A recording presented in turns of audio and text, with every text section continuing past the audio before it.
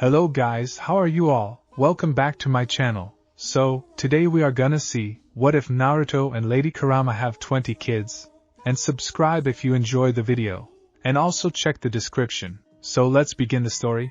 The gates of Konohagakure stood as they always had, sturdy, imposing, familiar. Yet today, they seemed almost fragile in the face of what was about to pass through them. Naruto Uzumaki stood at the forest's edge, his hand intertwined with Kurama's. After 5 years of absence, the village looked both exactly the same and entirely foreign. The morning sun cast long shadows across the path ahead, and somewhere in the distance, he could hear the sounds of daily life beginning in the Hidden Leaf village. Merchants opening shops, ninja departing on missions, the academy bell ringing. But none of that normalcy would survive the next hour. Are you certain about this? Kurama's voice was low, melodious in a way that still sometimes startled him. Her human form was a marvel he'd never quite gotten used to, tall and elegant, with crimson hair that fell in 9 distinct, flowing sections like tails made of silk. Her eyes held that familiar fox-like gleam, golden amber that could shift from playful to fierce in a heartbeat. She wore traditional robes that somehow managed to look both regal and practical, colored in shades of orange and red that complemented his own jumpsuit. "I'm Hokage," Naruto said, though his voice carried a tremor of uncertainty. "I can't hide forever. We can't hide them forever." Behind them, barely contained chaos waited. "Dad, can we go in now? I'm hungry."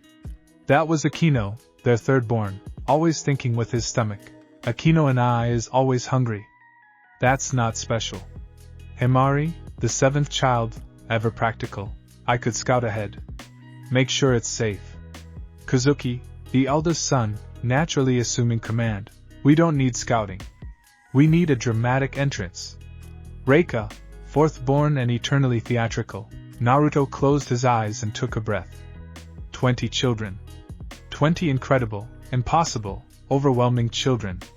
The reality of it hit him anew every single day.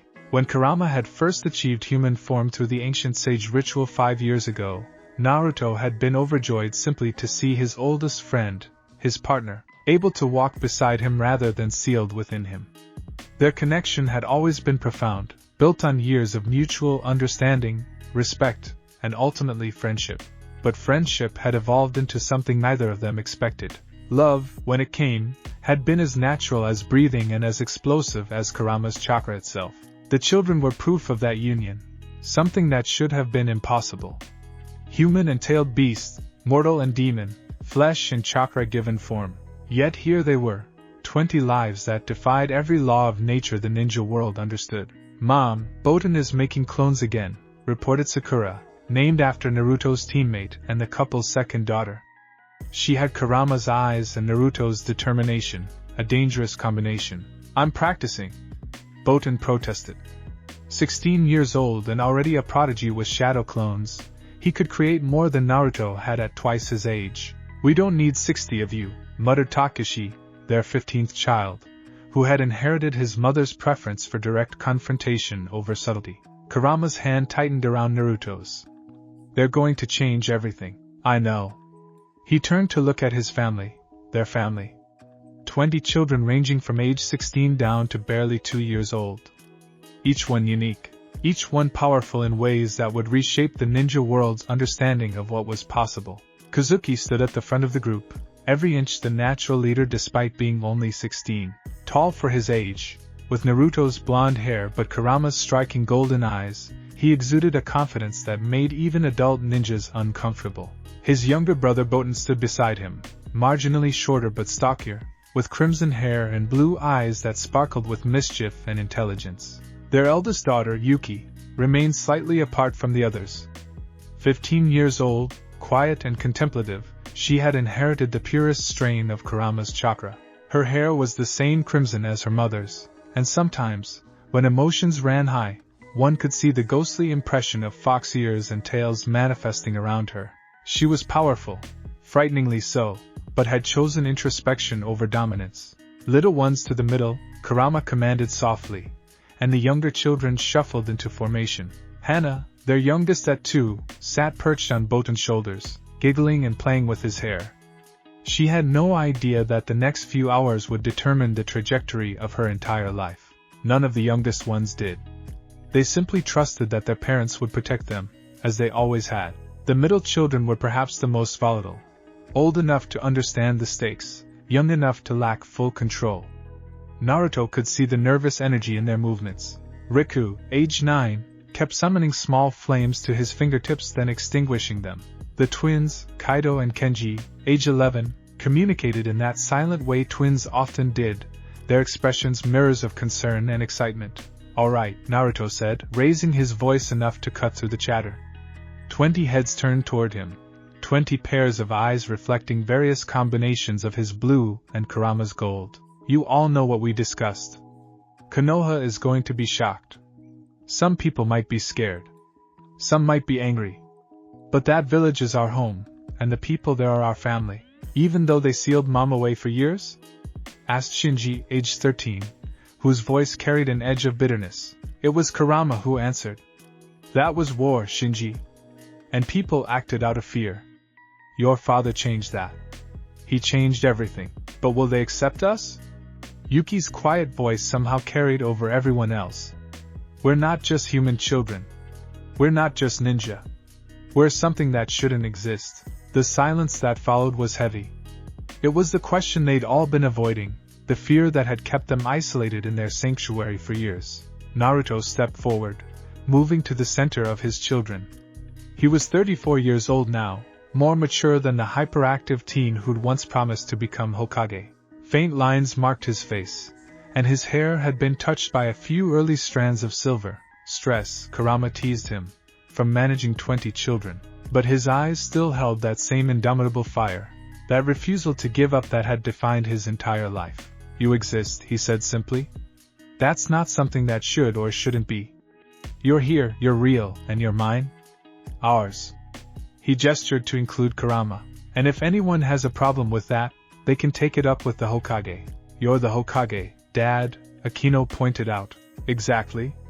Naruto's grin was fierce.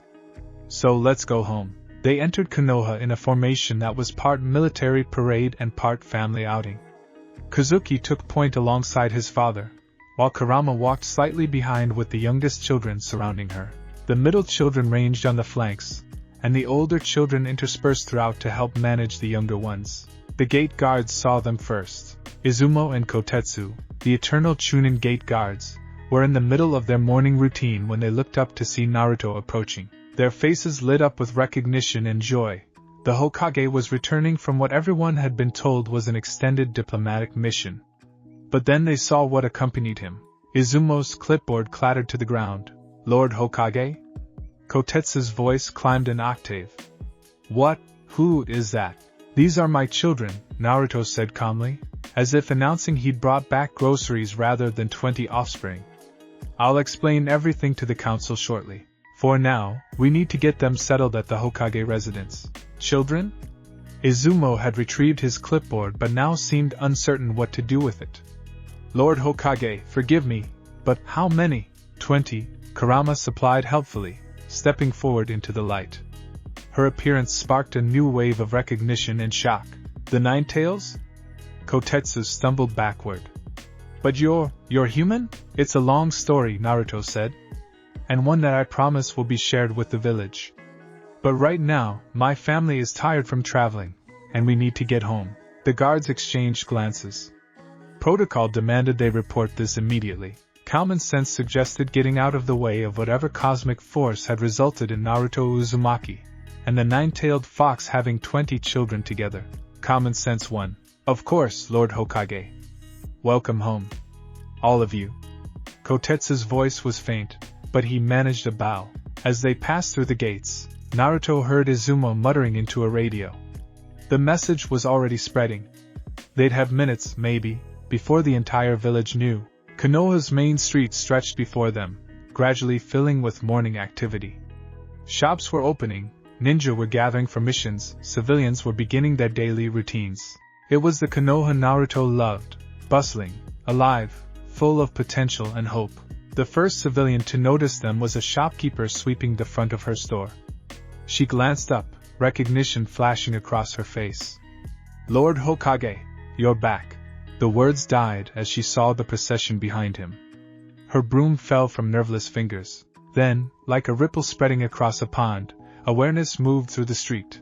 Is that the Hokage has children? How many are there? That woman, is she? She can't be.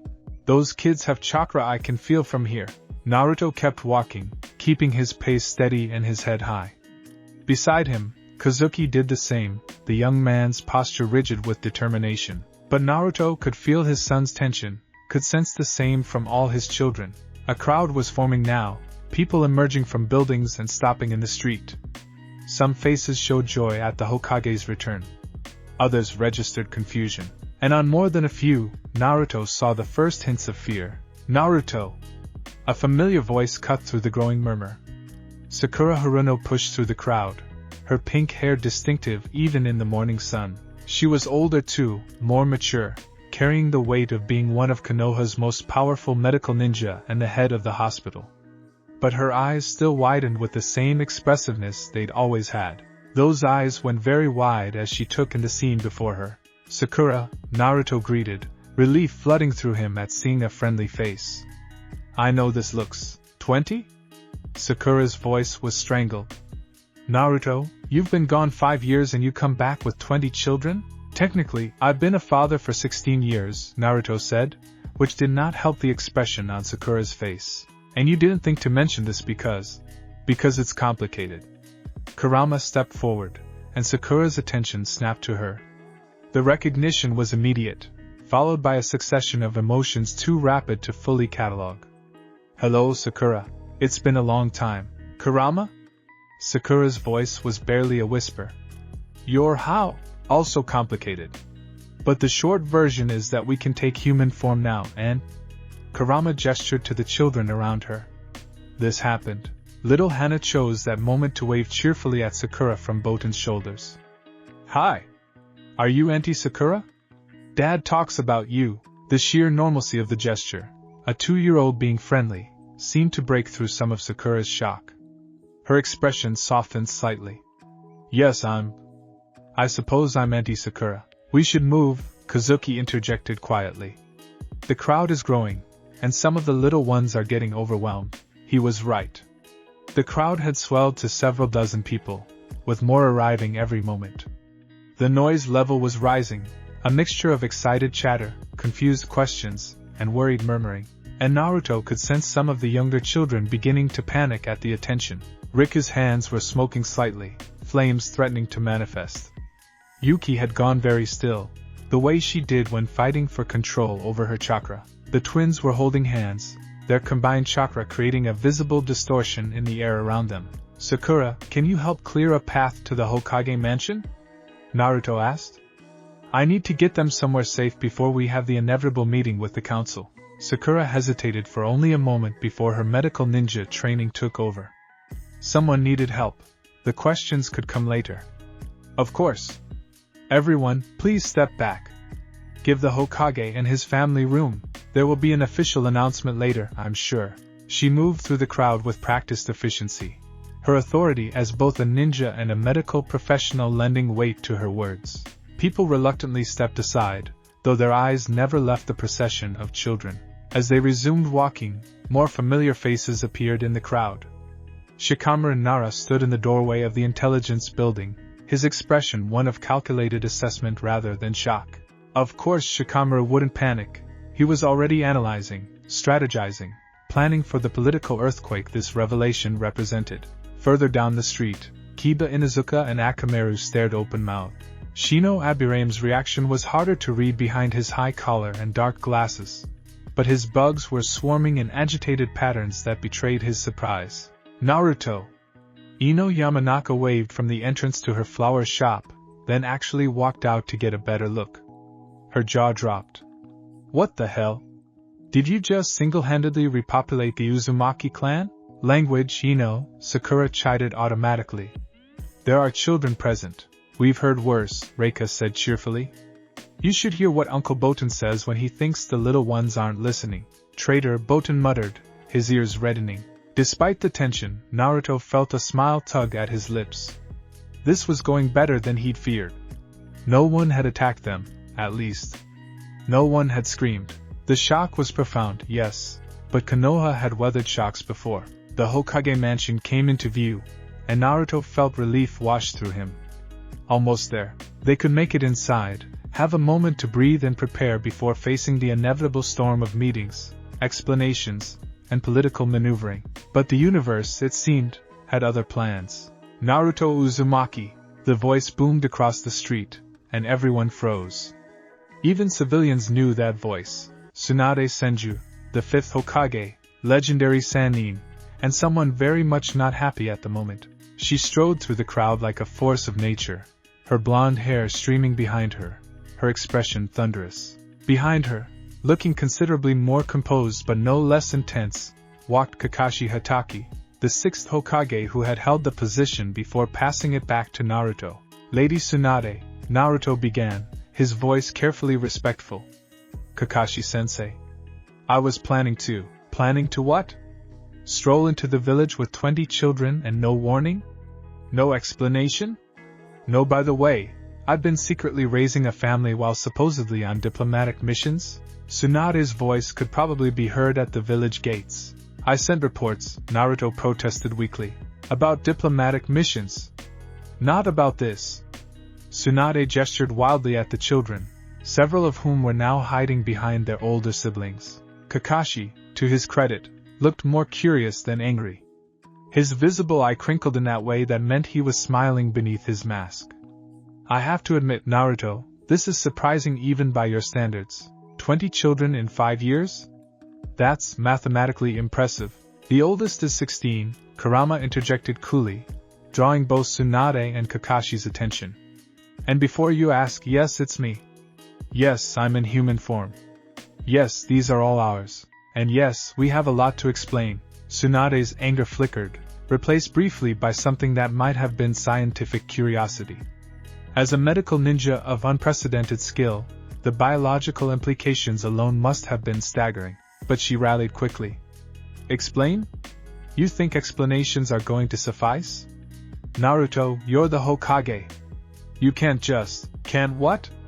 Naruto's voice, which had been apologetic, now carried steel. Can't have a family? Can't find happiness? Can't exist as more than just the Hokage? The street had gone silent. Even Tsunade paused, taken aback by the edge in his words. Naruto continued, softer now but no less firm. I know I should have told the village sooner. I know this is going to cause problems. But I'm not going to apologize for my family. I'm not going to apologize for them existing. Kazuki stepped forward, moving to stand beside his father. We're not asking for anything special. We just want to live here, in our father's village. We want to train, to serve, to be part of Konoha. We can be assets, Yuki added quietly, also moving forward. We're strong. We can help protect the village. One by one, the older children stepped up beside their parents, forming a united front. It wasn't planned or rehearsed, but it was powerful. 20 young faces, ranging from toddlers to teenagers, all looking to Tsunade and Kakashi with a mixture of hope and defiance. Tsunade's expression softened almost imperceptibly. Kakashi's visible eye warmed with something like pride. Well, Tsunade said after a long moment, at least they have backbone. They'll need it for what's coming. She sighed, and suddenly she looked tired, though whether from age or exasperation was unclear. Get them inside. Feed them, rest them, let them settle. Then you and I, and Kurama, and the council are going to have a very long conversation. Thank you, Grandma Tsunade, Naruto said, relief evident in his voice. Don't Grandma Tsunade me, brat. I'm still mad. But there was no real heat in her words now. She looked over the children again, her expression complex. Though I suppose I should get used to it. If these are your children, I suppose that does make me something like a grandmother. Does that make me Uncle Kakashi? The former Hokage mused. I'm not sure I'm ready for that responsibility. Too late, little Hana announced from Botan's shoulders. You're Uncle Kakashi now. Despite everything, the tension, the shock, the uncertainty, Kakashi laughed. It was a genuine sound, warm and accepting. All right then. Uncle Kakashi it is. The crowd began to disperse, people returning to their routines with a new topic of gossip that would fuel conversations for months. Tsunade and Kakashi helped form a corridor, allowing the family to make it to the Hokage mansion without further interruption. The mansion was just as Naruto remembered, spacious, elegant, but somehow always feeling too large for one person. Now, as 20 children poured through its doors, it suddenly felt almost too small. "Dibs on the biggest room," Akino shouted, already racing up the stairs. "That's Dad's office, idiot!" Reika called after him. "Language," Kurama said automatically, though she was smiling. Naruto stood in the entryway, watching his children explore their new home with a mixture of excitement and trepidation. They spread through the building like a wave, claiming spaces, investigating rooms, already beginning to make it theirs. Sakura, who had followed them inside, stood beside Naruto looking shell-shocked. "So," she said finally, 20 children. With the 9 tails. Who's apparently a woman now.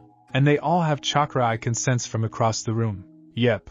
And you thought this was a good idea?" Naruto turned to look at Sakura, his best friend since childhood, one of the few people who'd always believed in him. "Honestly? I didn't plan any of it.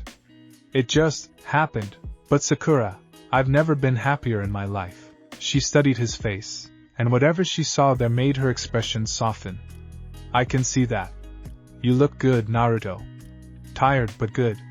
She paused. "Though you do realize the council is going to lose their minds, right?" "I'm counting on it," Naruto grinned. "Keeps them from getting complacent." Kurama appeared at his elbow, having successfully corralled the younger children into what would become their play area. "The little ones are settled.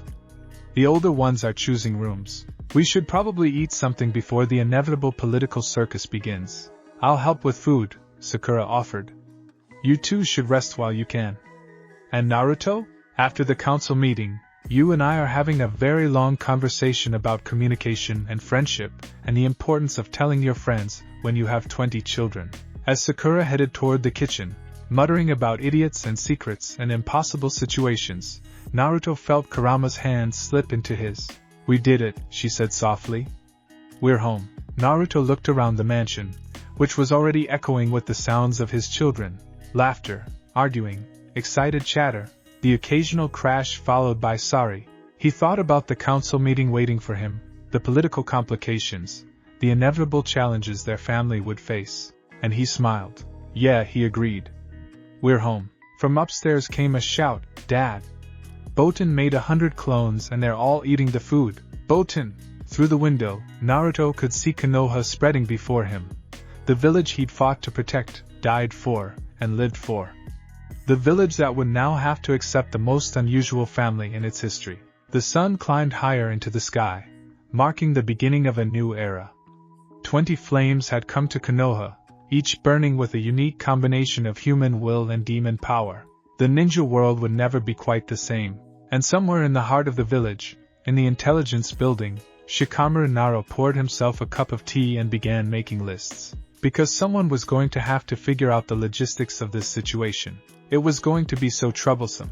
End of Chapter 1. Word count, 5,247. The council chamber felt smaller than Naruto remembered, despite being the same expansive room where Konoha's most important decisions had been made for generations. Perhaps it was because he now stood at its center with Kurama beside him, acutely aware that every eye in the room was fixed on them with varying degrees of shock, suspicion, and calculation. The emergency council session had been called within hours of their arrival. Naruto had barely managed to get his children settled, fed, and assigned rooms before Shikamaru had appeared at the mansion door with an apologetic expression and a summons that couldn't be refused. Now, as the afternoon sun slanted through the high windows, Naruto faced the assembled leadership of Konohagakure. Tsunade sat in the position of honor as former Hokage and elder advisor, her expression unreadable. Kakashi occupied the seat beside her, his posture relaxed but his visible eyes sharp and attentive. The clan heads filled the other seats: Hayashi Hyuga, Shikaku Nara, Choza Akimichi, Inoichi Yamanaka, Suminazuka, and Shibi Aburame, along with several other influential figures. Danzo was thankfully long dead, but there were still those among the council who viewed the world through the same lens of paranoia and pragmatism he had championed. Naruto could see it in their faces, in the way they shifted in their seats, in how their chakra signatures pulsed with barely contained anxiety. "Lord Hokage," began Hamura Mitokado, one of the elder advisors who had served alongside the third Hokage. His voice was careful, controlled. Perhaps you could begin by explaining everything. Naruto took a breath. He'd prepared for this moment, rehearsed what he would say.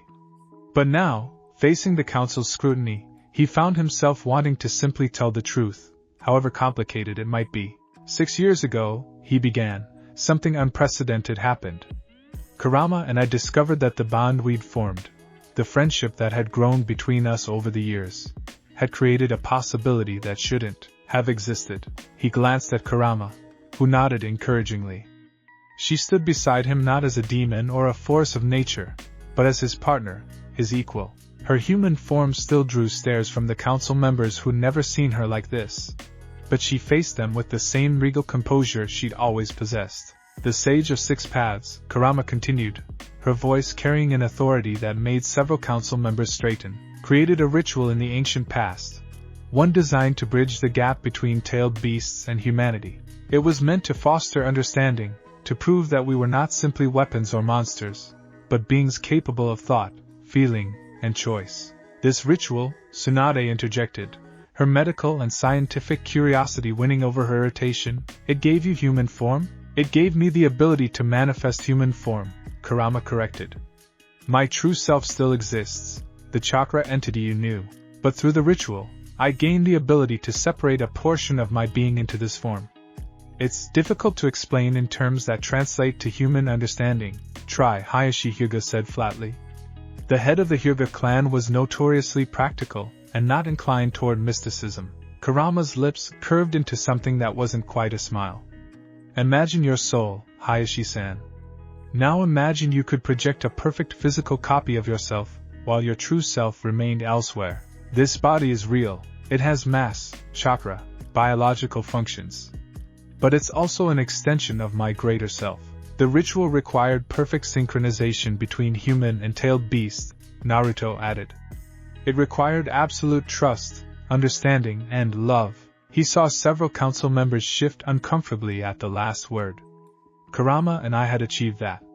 So when we discovered the ritual in an old Uzumaki shrine during a mission, we decided to try it. Without informing anyone? Koharu Yuditane, the other elder advisor, spoke up. Her tone was sharp with disapproval. Would you have approved if we'd asked? Kurama's challenge hung in the air. Would the council have sanctioned a ritual that gave the nine-tailed fox human form? Or would they have seen it as a threat, tried to prevent it? Perhaps even tried to reseal me in a different manner? The silence that followed was answer enough. Shikamaru, who had been quietly taking notes, looked up. So the ritual succeeded. Kurama gained human form. And then we fell in love, Naruto said simply. It wasn't planned. It wasn't strategic. It just happened. We'd been connected for so long, understood each other so completely, that once the barrier between us was removed, what remained was something neither of us expected but both of us wanted. He watched the council members process this, saw the various reactions. Some looked uncomfortable with the notion of romance between human and tailed beast. Others appeared more accepting, or at least pragmatic enough to recognize that what was done. The children, Tsunade prompted, bringing them back to the central issue. Naruto nodded. We didn't know if children were even possible. Human and tailed beast, it should have been biologically impossible. But Kurama's human form isn't an illusion, or a transformation. It's real in every sense, created from chakra but sustained by the same forces that govern all life.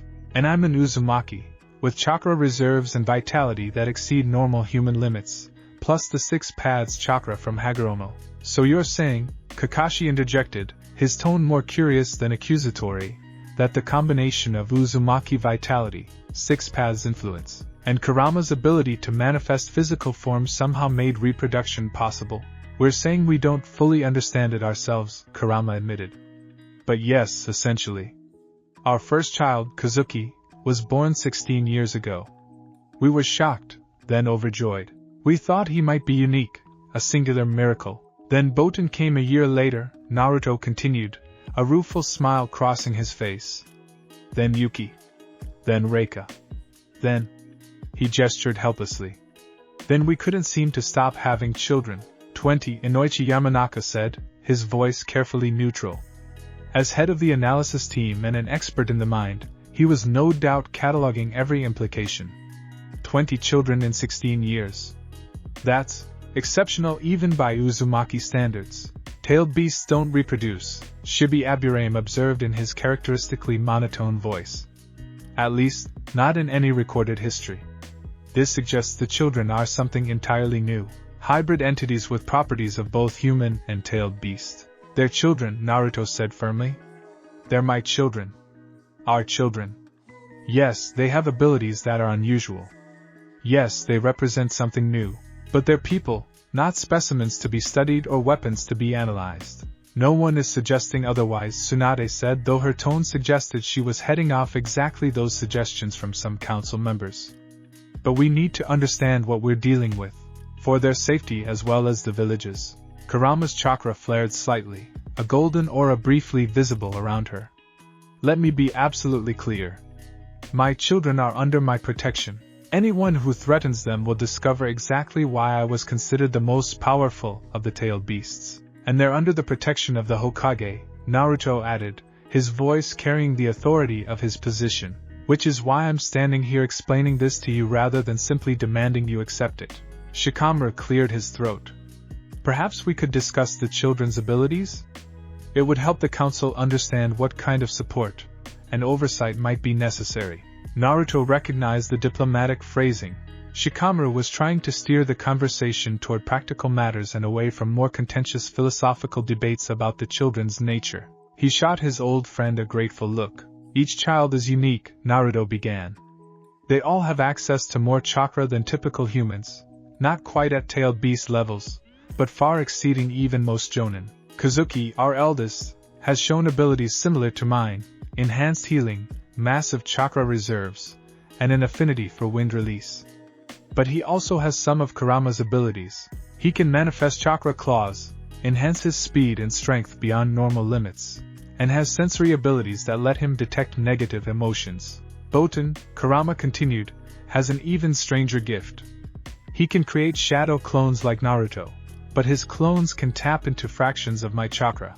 Imagine 100 Boten clones, each with the strength and speed of a Jonin-level ninja enhanced by tailed beast chakra. Several council members paled at that image. Yuki is perhaps the most powerful, Naruto said quietly.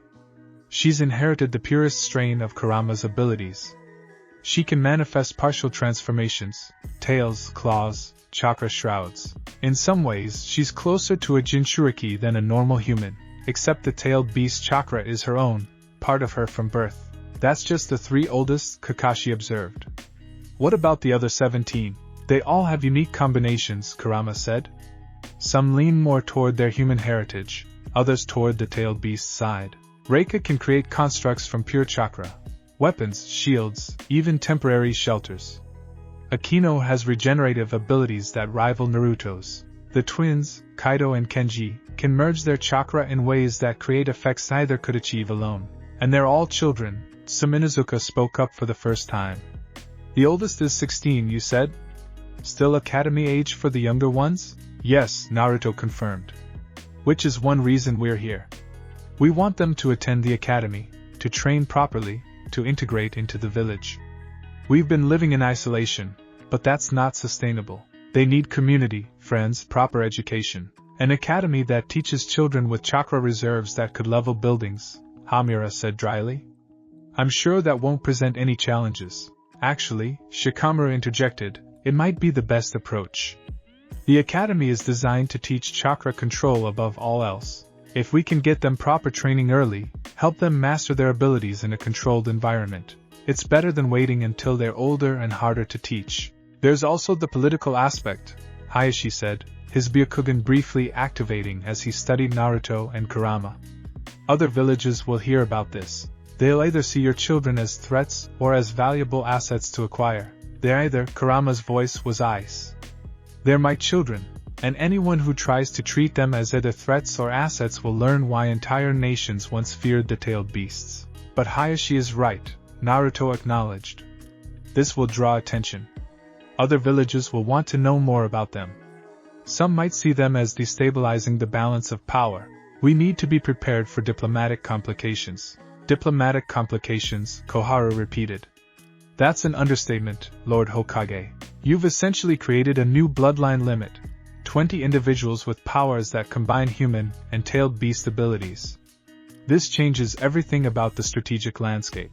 Which is why we need the Council's support, Naruto said. I know this is unprecedented.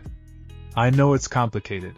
But these are my children, citizens of Konoha, and they deserve the same rights and protections as anyone else born in this village. Tsunade stood, her movement commanding immediate attention. The council needs to discuss this privately, she announced. Naruto, Kurama, please wait outside while we deliberate. Naruto wanted to protest. He was the Hokage, after all, but Kurama's hand on his arm stopped him. She was right. Pushing now would only create resistance. They needed the council to feel they had agency in this decision, even if the ultimate choice was already made. They stepped out into a hallway, and Naruto immediately felt the tension drain from his shoulders.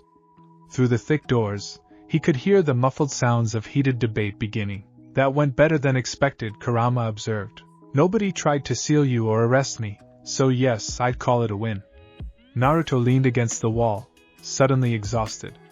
The weight of the day was catching up with him. Kurama moved closer, her presence comforting in the way only someone who'd been with him for most of his life could be. You know they're going to impose restrictions. Oversight. Probably assign someone to monitor the children. I know. As long as they don't try to separate us or treat the kids like prisoners, I can work with restrictions. He looked at her, really looked at her, taking in the face he'd come to love more than he thought possible. Do you regret it?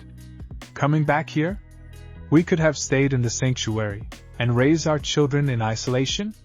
Cut off from the world? Never let them make friends, find their own paths, become who they're meant to be? Kurama shook her head. No. This is right. Difficult, but right. The sound of raised voices filtered through the door, making them both wince. Shikamaru is probably having an aneurysm trying to keep things civil in there, Naruto muttered. Good thing Tsunade is there. She's had practice dealing with impossible situations. Kurama smiled. After all, she helped raise you. Before Naruto could respond, the door opened. Shikamaru emerged, looking more tired than Naruto had ever seen him. Well? Naruto asked. They're still debating, but I wanted to brief you on where things stand. Shikamaru pulled out a scroll covered in notes. The good news is that no one is suggesting the children can't stay in Konoha. The bad news is that there are concerns. What kind of concerns? The usual. Safety, security, oversight. Hamura and Koharu want restrictions on the children's movements until they've proven themselves trustworthy. Hayashi is worried about bloodline theft. If other villages learn about your children's abilities, they'll become targets for kidnapping. They already are targets just by being my children, Naruto pointed out. True, but now it's exponentially worse. Sim wants assurances that the children can be controlled if they lose control of their abilities. Shibi is concerned about the ecological implications. If your children can reproduce, could we see a new population of human-tailed beast hybrids? Kurama's expression darkened. They're talking about my children like they're invasive species. They're trying to understand an unprecedented situation, Shikamaru said, not unsympathetically. Look, most of the council is actually on your side. Tsunade is arguing hard for minimal restrictions. Kakashi is pointing out that fear-based policies never work. My father is suggesting a probationary period with evaluations. What's the likely outcome? Naruto asked. Shikamaru hesitated. The children will be allowed to stay and attend the academy. But there will be conditions. Probably regular chakra control assessments. Possibly assigned supervision. Don't look at me like that, Naruto. It's actually protective. Having official oversight means the children have protection too. It prevents vigilante actions by villagers who might be afraid. Naruto wanted to argue, but he recognized the wisdom in Shikamaru's words. Structure and oversight could be safety, not just restriction. How long until they decide? Kurama asked. Another hour, maybe 2. These things take time. Shikamaru rolled up his scroll. For what it's worth, I think this will work out. The children I saw today, they were scared but brave. They stood by you. That matters to the council more than you might think. After Shikamaru returned to the chamber, Naruto and Kurama stood in silence for a moment. We should check on the children, Kurama said finally. Kozuki can keep order for a while, but the younger ones will be getting anxious. They made their way back through Konoha's streets, drawing fewer stares now. Word had spread, and the initial shock was giving way to curiosity and speculation. Naruto could hear snippets of conversation as they passed. 20 children, can you imagine? Heard they have chakra like Bijou. Hokage's business, not ours. Wonder what they're like. At the Hokage mansion, they found organized chaos. Kozuki had indeed maintained order, but order was a relative term with 20 children of various ages. The younger children were in the common room, playing with toys that Sakura had apparently conjured from somewhere. Hana was building a tower of blocks while 3-year-old Tomo watched with intense concentration, clearly planning to knock it down at the perfect moment. The middle children had claimed the training yard, and Naruto could see them sparring, carefully, with Yuki watching to ensure no one lost control. Riku was practicing fire techniques while his siblings gave him a wide berth. The older teenagers had gathered in what was becoming the common area, and Naruto could hear serious conversation happening. They're going to make us prove ourselves, Boten was saying as Naruto and Kurama approached. That's how it always works. We'll have to be twice as good to be considered half as acceptable. Then we'll be twice as good, Kozuki replied firmly. We knew this wouldn't be easy. But it's not fair, Reika protested. We didn't choose to be different. Why should we have to prove we deserve to be here? Because life isn't fair, Yuki said quietly. And because proving ourselves is better than the alternative. What alternative? Asked Shinji, the bitter edge back in his voice. Being feared, Kurama answered, entering the room. All heads turned toward her. Being hated. Being treated as monsters. Your father and I have both experienced that. We want better for you, but we can't simply demand it. You have to earn it. By being perfect? Akino asked. By never making mistakes? That's impossible, Mom. No, Naruto said, moving to stand beside Kurama. By being yourselves. By showing the village that you're people, not threats. By making friends, working hard, and proving through your actions that you belong here. The council is meeting now, Kurama added. They're deciding on what restrictions we'll face. But whatever they decide, we face it together. As a family, Kozuki stood, and the others followed his lead. Then we'll make it work. Whatever they require, we'll do it. Right. A chorus of agreement rose from the assembled teenagers, some more enthusiastic than others, but all united in their commitment. Dad, Yuki said softly, when you were my age, were you scared? Naruto thought about being 15. About facing the Akatsuki, about the war that was coming. Terrified, he admitted. But I had friends who believed in me. And that made all the difference. We'll make friends too, Boten said with determination. We'll make them see we're not monsters. You're not monsters, a new voice said from the doorway. Sakura stood there, her arms full of groceries. Behind her, to Naruto's surprise, stood several other familiar faces. Ino, Shikamaru, apparently having slipped out during a break, Choji, and even Hinata. We wanted to welcome you properly, Hinata said, her gentle voice carrying across the room. All of you. The children stared at these adults, these legendary ninjas who had fought in wars and saved the world. And the adults stared back at children who represented something entirely new. It was Hana who broke the tension. The 2-year-old toddled over to Choji and looked up at him with wide eyes. Are you really, really big, or am I really, really small? Choji burst out laughing, the sound warm and genuine. Both, kiddo. Both. The ice broken, the other children began to relax. Ino immediately gravitated toward Reika and the other girls, talking about the flower shop and offering to show them around the village. Shikamaru engaged Kozuki in a discussion of strategy that quickly became a chess game with pieces made of chakra. Hinata sat with the younger children, her gentle presence calming their anxieties. Sakura pulled Naruto aside. The council will rule in your favor, she said quietly. Tsunade sent me a message. There will be restrictions, but nothing too harsh. The children can attend the academy and train as ninjas if they want. Relief flooded through Naruto. Thank you, Sakura. For everything. For being here, for helping. That's what friends do, you idiot. She punched his arm, but there was no real force behind it. Though you owe me about 5 years' worth of explanations, I'll tell you everything, Naruto promised. How it happened, what it's been like, all of it. I'll hold you to that. She glanced at the children, now mixing freely with the adults who'd come to welcome them. They're good kids, Naruto. You and Kurama did well. As evening fell over Konoha, the Hokage mansion filled with laughter and conversation. Naruto stood at the window, watching his children interact with the people who were becoming their extended family. Kurama joined him, slipping her hand into his. This is what we wanted, she murmured. For them to have this. Community. Belonging. We're going to make it work, Naruto said. Whatever it takes. Outside, the village was settling into night. Lights flickered on in windows across Konoha. Somewhere, the council was finalizing their decision. Tomorrow would bring new challenges, new obstacles to overcome. But tonight, the Uzumaki-Kurama family was home, surrounded by friends, and together. 20 flames burned bright in the hidden leaf village, and the future, uncertain as it was, held infinite possibility. The morning sun had barely crested the Hokage monument when Kazuki Uzumaki-Kurama woke to the sound of his younger siblings arguing. Again, he lay in bed for a moment, staring at the ceiling of his new room in the Hokage mansion, and tried to remember what it felt like to wake up in their sanctuary, peaceful, quiet, isolated. No. This was better. It had to be. Botan ate all the breakfast. That was Akino's voice, carrying from downstairs with the kind of volume that suggested genuine outrage. I didn't eat it all.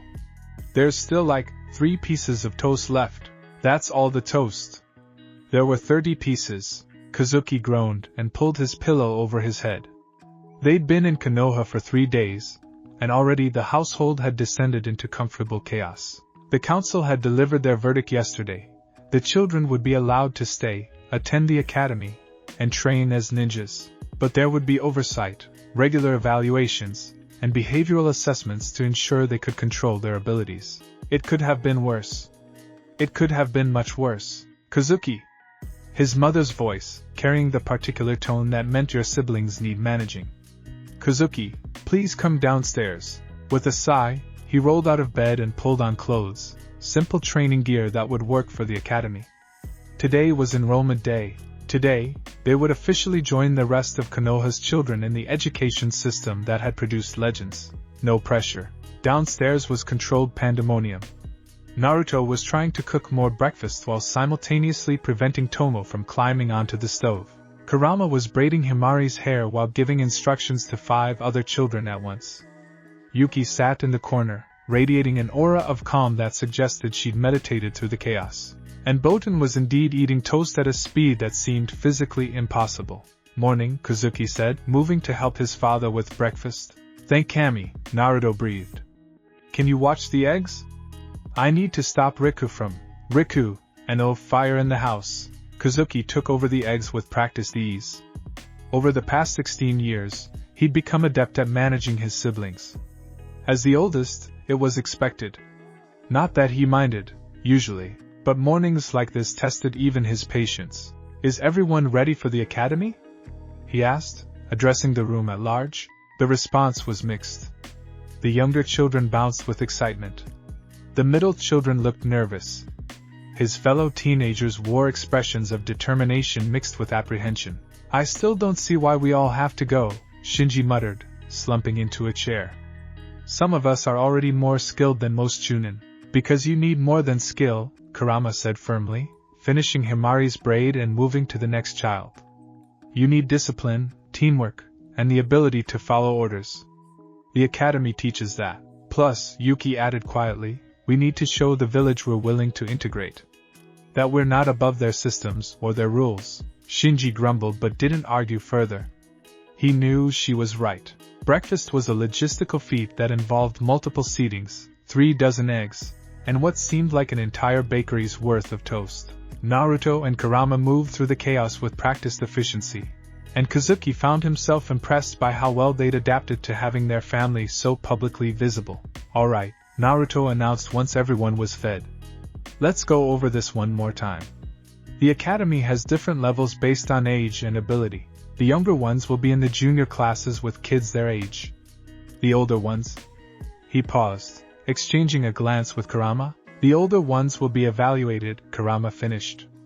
The academy needs to determine where you fit based on your skills, not just your ages. Some of you might be placed with younger students if your fundamentals need work. Some might be advanced. What about those of us who are already 16? Botan asked around a mouthful of toast. We're technically old enough to graduate. You'll still attend, Naruto said. But you might be fast-tracked if you prove yourselves. The point is to give you proper foundation, not to hold you back. Kazuki understood the subtext. The academy placement was as much about integration as education. Putting the older children with younger students would help break down barriers, show the village that the Uzumaki-kurama children weren't threats. What if the other kids are mean? Asked Hana, her small voice cutting through the conversation. Kurama knelt down to her level, her expression softening. Some might be, little flame. People are often afraid of what they don't understand. But you'll also make friends, real friends who like you for who you are. And if someone is mean, Naruto added with a grin, you tell your big brothers and sisters. Or your teachers. Or me. I'm still the Hokage, after all. That got a round of giggles from the younger children and eased some of the tension. They left the mansion in a procession that turned heads throughout the village. 20 children, ranging from toddlers holding their parents' hands to teenagers walking with forced confidence, made their way through Konoha's morning streets toward the academy. The building looked exactly like it did in Naruto's memories. A large, sturdy structure painted white with red trim, surrounded by training grounds and obstacle courses. But seeing it through his children's eyes made it seem both smaller and more intimidating. A crowd had gathered. Of course a crowd had gathered. Every parent dropping off children, every early morning merchant, every curious villager who'd heard the news. They'd all found reasons to be near the academy this morning. Iruka Yumino stood at the entrance, older now with more lines on his face and gray threading through his hair. But his expression was the same warm welcome that had once greeted a hyperactive blonde orphan who just wanted to be acknowledged. Naruto, Iruka greeted, his voice carrying genuine affection. Then his eyes moved to the children behind his former student, and his expression shifted to something like awe. I heard the news, but seeing them all together. Overwhelming, right? Naruto laughed, though it sounded slightly strained. Iruka-sensei, I'd like you to meet my family. The introductions took longer than expected, with each child stepping forward as their name was called. Kazuki watched Iruka's face carefully, cataloging his reactions. Surprise at Kazuki's height and bearing, curiosity at Botan's chakra signature. A flash of recognition when he saw Yuki's fox-like features, but no fear. No disgust. Just acceptance tinged with healthy respect. Well, Iruka said finally, this is certainly going to be an interesting semester. Come on, let's get everyone sorted into their appropriate classes. The academy interior was bustling with activity. Other students were arriving, most accompanied by parents. Kazuki saw the moment recognition rippled through the crowd. The moment everyone realized that the Hokage's mysterious children were here. Conversation stopped mid-sentence. Children stared with undisguised curiosity. Parents pulled their kids closer, protective instincts warring with social obligations. Ignore them, Kazuki murmured to his siblings. We knew this would happen, but it was hard to ignore. Especially when he could sense the fear in some of the chakra signatures around them, the suspicion, the uncertainty. A small boy, maybe 7 years old, walked up to them with the fearless curiosity of the very young. Are you really the Hokage's kids? All of you? All 20 of us, Reika confirmed with a smile. I'm Reika. What's your name? Koji. My dad says you're part demon. The statement was delivered with the casual honesty of childhood, without malice but devastating nonetheless. Before anyone could respond, an adult hand descended on Koji's shoulder. Koji! We don't say things like that. The father looked mortified, bowing quickly to Naruto and Kurama. I apologize, Lord Hokage. He's young, he doesn't understand. It's fine, Kurama interrupted smoothly. Children should ask questions. It's how they learn. She knelt down to Koji's level. I'm not a demon, Koji. I was a tailed beast, which is different, and these are my children. That makes them part-tailed beast, part human. Something new. Koji's eyes went wide. That's so cool. Can you do cool stuff? Like transform and shoot laser beams? Despite the tension, several of the Uzumaki-kurama children laughed. Some of us can do pretty cool stuff, Akino admitted. Maybe we'll show you sometime. The interaction broke some of the ice. Other children began edging closer, curiosity overwhelming caution. Parents still looked uncertain, but the sheer normalcy of children being children helped ease the atmosphere. Iruka called for attention, and the crowd quieted. All right, everyone. We have quite a few new students today. Let's get everyone to their appropriate classrooms. Younger students, follow Instructor Suzuki. Middle students with Instructor Hanako. Advanced students, you're with me. The sorting began. The younger Uzumaki-kurama children were swept up in a tide of similarly aged kids, looking both excited and nervous. Kazuki watched Hana clutch her assigned instructor's hand, putting on a brave face despite her obvious anxiety. The middle children went next. Riku, the twins, Shinji, and several others joined a group that looked to be around Academy Year 3 or 4. Kazuki saw his brothers sizing up the other students, calculating, preparing for whatever challenges lay ahead. That left Kazuki, Boten, Yuki, Reika, and Sakura, the second daughter, standing with a group of about 15 other students who appeared to be in their early to mid-teens. These would be the advanced students, the ones preparing for final graduation exams or specialized training. You 5, Iruka said, addressing the Uzumaki-kurama teenagers, will be in my advanced class for evaluation. Depending on your performance, you might move up to specialized jonin training or remain here for foundation work. Fair? Fair, Kazuki agreed, speaking for his siblings. Naruto and Kurama prepared to leave, but not before Kurama pulled each of her older children into a quick embrace. Remember, she murmured to Kazuki, you're not here to prove you're better than everyone else. You're here to prove you can work with everyone else. I know, Mom. And Kazuki? Naruto added. Try to have fun. You're allowed to just be a kid sometimes. Kazuki wanted to point out that he'd been responsible for his siblings since he was old enough to understand responsibility. That being just a kid had never really been an option. But he saw the concern in his father's eyes and simply nodded. I will. After their parents left, the advanced class assembled in a large training room. Iruka stood at the front, his expression serious but not unkind. Let's establish something right away, he began. Some of you have been training together for years. You know each other, you're comfortable with each other. And now you have 5 new classmates who come from unique circumstances. A few students shifted uncomfortably. Kazuki kept his expression neutral. I expect everyone here to treat each other with respect, Iruka continued. That means no bullying, no fights outside of sanctioned sparring, and no treating anyone, as either superior or inferior based on their heritage. Understood? A chorus of yes, sensei filled the room. Good. Now, let's go around and introduce ourselves. Name, specialization if you have one, and one thing you hope to achieve this year. We'll start with... Iruka's eyes landed on a boy near the front. Takashi Kimura. The introductions proceeded. Takashi specialized in taijutsu, and wanted to develop his own fighting style. A girl named Ayam focused on genjutsu, and hoped to master B-rank illusions. Twin brothers, Daichi and Kenji Sato, not to be confused with the Uzumaki-kurama twins, demonstrated impressive coordination techniques. Then it was their turn. Kazuki Uzumaki-kurama, he began, standing. I specialize in wind release and close combat techniques. This year, I hope to prove that my family can serve Konoha as well as any other ninja. Several students exchanged glances at his last statement, but no one commented. Boten went next. I'm Boten. I focus on shadow clone techniques and stamina-based fighting. I want to develop new applications for mass clone tactics. He paused, then added with a grin. And I want to beat my big brother in a spar at least once. That got a few laughs, easing the tension further.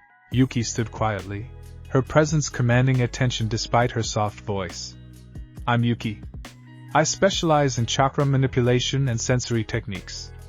I hope to learn better control. She didn't elaborate, but Kazuki saw several students eyeing her nervously, no doubt sensing the immense chakra she kept carefully contained. Reika practically bounced up. I'm Reika. I create chakra constructs, and I'm really good at tactical analysis. This year I want to make friends and also learn to fly using chakra platforms. Because how cool would that be? Her enthusiasm was infectious, and more students smiled. Sakura stood last. I'm Sakura Uzumaki-kurama. I focus on medical ninjutsu and chakra control. I want to become skilled enough to help protect my family. Her voice was quiet but firm, and Kazuki felt a surge of pride for his sister. Excellent, Irika said once everyone had introduced themselves. Now, let's see what you can all do. We'll start with basic chakra control exercises, then move to sparring evaluations. This will help me determine where each of you needs the most work. The next hour was a blur of activity. The chakra control exercises were standard: leaf balancing, water walking, tree climbing, but performed under observation and evaluation. Kazuki had done these exercises 1,000 times in the sanctuary, but doing them in front of an audience was different. He felt the other students watching as he easily adhered to the ceiling using chakra, walking upside down with perfect balance. Saw their expressions shift from curiosity to wariness as Botan created 20 shadow clones simultaneously, each one maintaining independent control. Watched jaws drop as Yuki demonstrated chakra control so precise she could manipulate individual leaves in midair like puppets on strings. Show-offs, muttered someone. Takeshi, the taijutsu specialist. Kazuki turned to face him, keeping his expression neutral. Just demonstrating our abilities as requested, Takeshi-san. Sure. Demonstrating that you're better than everyone else. Takeshi's tone carried an edge of resentment. That's enough, Irika intervened sharply. Takeshi, jealousy has no place in this classroom. If you want to improve your chakra control, I'm happy to provide extra training, but I won't tolerate hostility toward fellow students. Takeshi subsided, but Kazuki could feel his glare. Great. They'd been here 2 hours, and already he'd made an enemy. The sparring evaluations began after lunch. Students were paired randomly, or at least, supposedly randomly. Kazuki suspected Irika was being strategic about matchups to gauge both skill and temperament. Botan was matched against one of the Sato twins. The spar was brief but intense, with Botan's clone tactics overwhelming his opponent's coordination techniques. Botan won, but he helped his opponent up afterward and offered genuine praise for his skill. Kazuki saw a few students relax at that. Proof that the uzumaki-kurama children weren't just powerful, but also decent. Yuki faced Ayam, the genjutsu specialist. That match was fascinating to watch. Ayam cast several illusions, each more complex than the last, but Yuki's sensory abilities let her detect and dispel them almost instantly. Finally, Ayam attempted a particularly powerful illusion, and Yuki countered with a burst of chakra that not only dispelled it but filled the training room with a palpable aura of power that made everyone step back. Sorry, Yuki said immediately, reining in her chakra. I didn't mean to release that much. Ayam looked shaken but managed a smile. That was amazing. Your chakra control must be incredible to contain that normally. It's a work in progress, Yuki admitted. Then it was Kazuki's turn. Irika called him forward, and his opponent was, of course, Takeshi. Try not to make it too easy for me, Takeshi said as they took their positions. Kazuki bit back a sharp retort. Getting angry would prove nothing. I'll do my best. The match began. Takeshi was good, genuinely skilled in taijutsu. He came at Kazuki with a combination of strikes that would have overwhelmed a less trained opponent, but Kazuki had been sparring with his siblings since he could walk. He'd fought Botan, who hit like a truck. He'd trained with Yuki, who could sense attacks before they landed. He'd faced Reika, whose unpredictable constructs made every fight a puzzle. Takeshi was skilled, but predictable. Kazuki blocked, parried, and countered with minimal effort. He could have ended it quickly. A wind-enhanced strike would have sent Takeshi flying, but that would prove nothing except that he had more power. Instead, he matched Takeshi's level, making it a genuine contest of technique. They traded blows for several minutes, and Kazuki saw grudging respect beginning to replace the hostility in Takeshi's eyes. The other boy was recognizing that Kazuki wasn't trying to humiliate him, just match him. Finally, Kazuki saw an opening, a slight overextension on a punch that left Takashi's guard open. He could have struck. Should have struck to win the match. Instead, he stepped back and lowered his hands. "You left your right side open," he said quietly. "If this were a real fight, I could have ended it. But this is training. Want to reset and try that combination again?" Takashi stared at him, confused. "Why would you?" "Because I'm not here to prove I'm better than you," Kazuki said, conscious of the entire class watching. "I'm here to become a better ninja. And I can't do that by just beating people. I need to learn from them too." Iruka called the match a draw, but Kazuki saw something shift in the room's atmosphere. The wariness didn't disappear, but it lessened. By refusing to dominate, by treating Takashi as an equal worth learning from, Kazuki had made a point that no amount of power could have made. The rest of the day proceeded more smoothly. By the time Iruka dismissed them, several students had approached the Uzumaki-kurama children with questions about their techniques. Reika was animatedly explaining chakra construct theory to a group of fascinated classmates. Sakura was discussing medical ninjutsu applications with two students interested in becoming combat medics. That went better than expected, Botan murmured to Kazuki as they prepared to leave. "It's a start," Kazuki agreed. "But it's only day one. Tomorrow might be different." They collected their younger siblings from the various classrooms. The reports were mixed. The youngest children had had wonderful days, making friends and playing games with minimal mention of their heritage. The middle children had faced more challenges, curiosity mixed with caution, but no outright hostility. "Riku set a desk on fire," reported one of the instructors apologetically. "Accidentally?" He was nervous and lost control of his chakra for a moment. "I said I was sorry," Riku protested, his face red. "It's fine," Kurama assured the instructor, having arrived to collect her children. "We'll work on his control. It won't happen again." As they walked home through the afternoon streets, Kazuki felt the weight of curious eyes following them. But he also heard snippets of conversation that were less fearful than the mornings had been. "Did you hear? The Hokage's oldest son helped one of the regular students improve his technique instead of just beating him. My daughter says one of them is really good at medical ninjutsu. Wants to learn from her. They're just kids, really.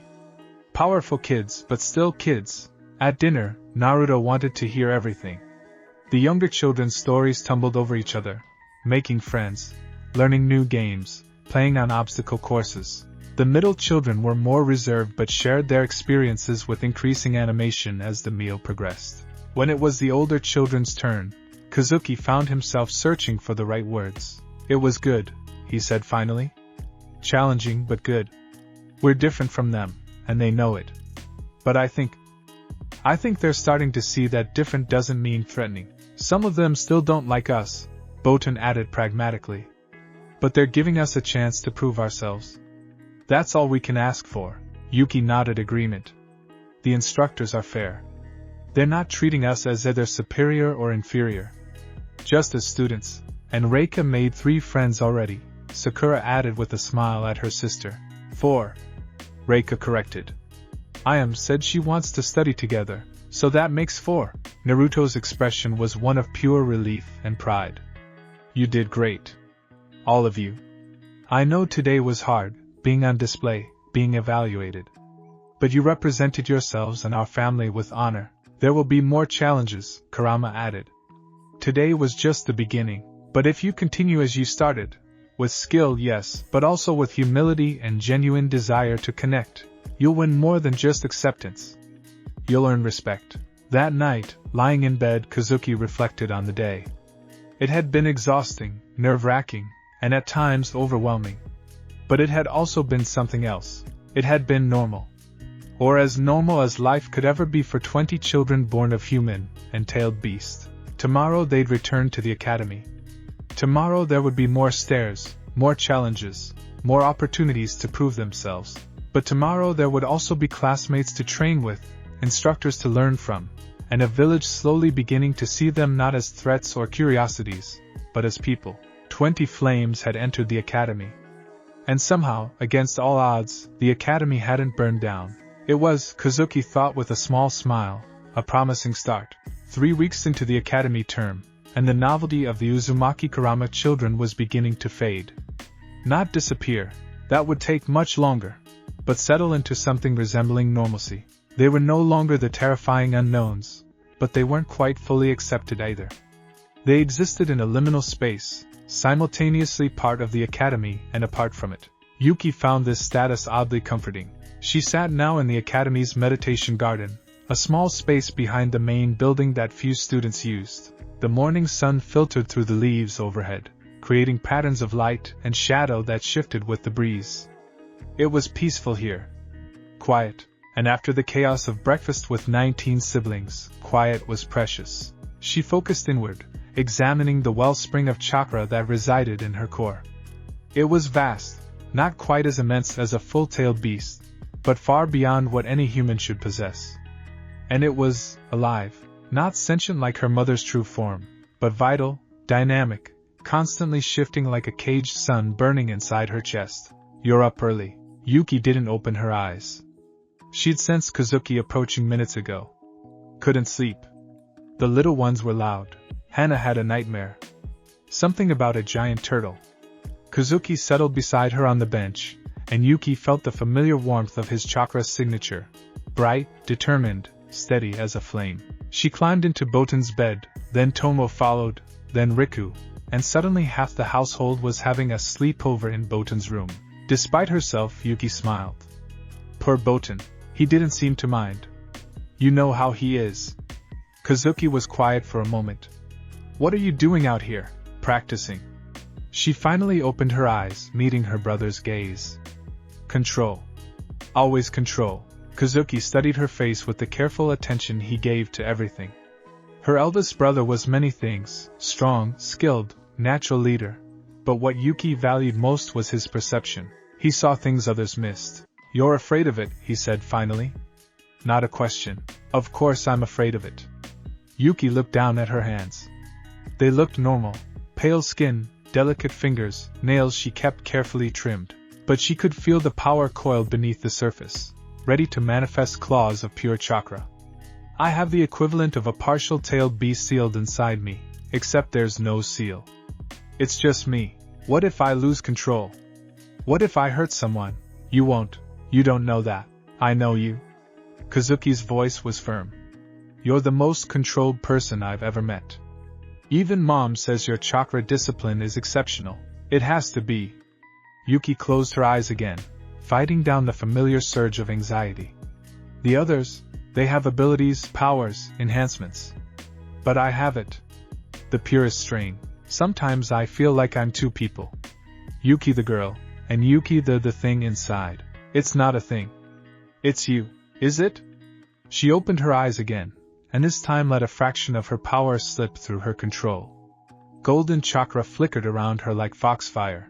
In the dancing light, translucent fox ears materialized above her head, a ghost of a tail curled behind her. "This doesn't feel like me. This feels like Mom." Kazuki watched the manifestation without fear, only curiosity. "Does it feel bad?" Yuki considered. The chakra felt powerful, ancient, warm like the sun and fierce like a wildfire, but also familiar, comforting, like her mother's embrace. "No," she admitted. "That's what scares me. It feels right. Like this is what I'm supposed to be. Then maybe it is. I'm 15, Kazuki.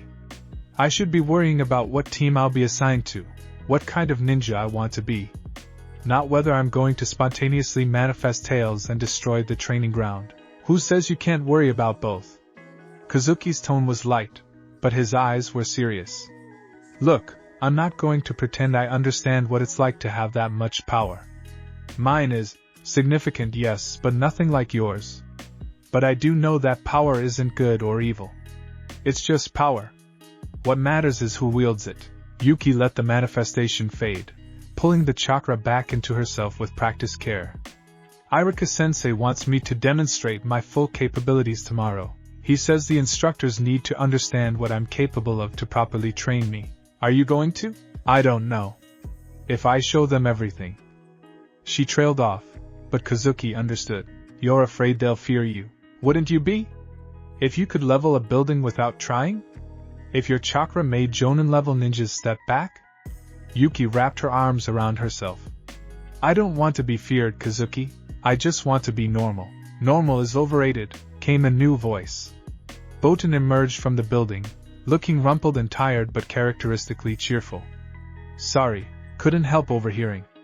Stupid enhanced senses. He plopped down on Yuki's other side. But seriously, Yuki? Normal? We're the children of the Hokage and the nine-tailed fox. Normal was never in the cards. Helpful, Botan, Kazuki said dryly. I'm being helpful. Botan protested. Look, Yuki.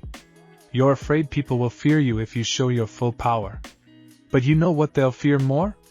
The unknown. Right now, they know you're powerful, but they don't know how powerful. That makes them nervous. But if you show them, if you demonstrate that you have total control even at full strength, they'll see competence, not threat. Yuki looked at her brother, surprised. Botan was many things, impulsive, cheerful, always hungry. But occasionally he revealed depths that caught her off guard. When did you become wise? She asked. I have my moments. Usually right before I do something stupid to balance it out. He grinned. But I'm serious. Show them what you can do. Show them you're in control. It's better than hiding and having them imagine the worst. Kazuki nodded agreement. He's right. And Yuki? You won't be alone. We'll be there. All of us. The meditation garden was silent for a moment. 3 siblings sitting in the morning light, bound by blood both human and inhuman. All right, Yuki said finally. Tomorrow. I'll show them. The demonstration was scheduled for late morning, in the academy's largest training ground. Word had spread because of course it had.